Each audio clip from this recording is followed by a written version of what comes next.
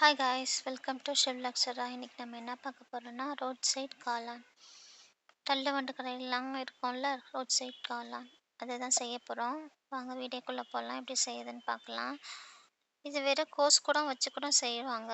நான் வந்து ஒரு கப் கோஸு ஒரு கப் காளான் எடுத்திருக்கேன். இதுக்கு தேவையான கொஞ்சம் உப்பு, தனி மிளகாய்த்தூள் ஒரு டேபிள் ஸ்பூன்.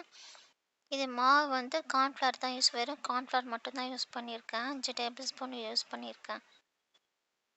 இது மாவு பதத்துக்கு வேணும் வர மாதிரி நல்லா எவ்வளோ மாவு வேணுமோ அதுக்கு ஏற்ற மாதிரி போட்டு கொஞ்சம் கொஞ்சமாக தண்ணி ஊற்றி நம்ம பிசைஞ்சிக்கலாம்.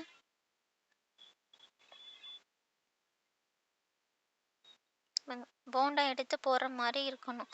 அந்த மாதிரி நல்லா பிசைஞ்சு வச்சுக்கோங்க. இப்போ நான் எண்ணெயில் போட்டு பொன்னிறமாக ஃப்ரை பண்ணி எடுத்துக்கலாம். சின்ன சின்ன ஷேப்பாக போட்டு எடுத்து வச்சுக்கோங்க. அந்த அளவுக்கு பொன்னிறமாக வந்தோடனே நம்ம எடுத்து வச்சுக்கலாம். ஒரு பேன் வச்சுட்டு 2 டேபிள் ஸ்பூன் ஆயில் போட்டுக்கோங்க. ஒரு பெரிய வெங்காயம் சின்ன சின்னதாக கட் பண்ணி வச்சுருக்கேன், அதை போட்டுக்கலாம். கொஞ்சமாக கருவேப்பிலை, ஒரு டேபிள் ஸ்பூன் இஞ்சி பூண்டு விழுது போட்டு நல்லா அந்த பச்சை வாசனை போகிற வரைக்கும் நல்லா வதக்கிக்கலாம்.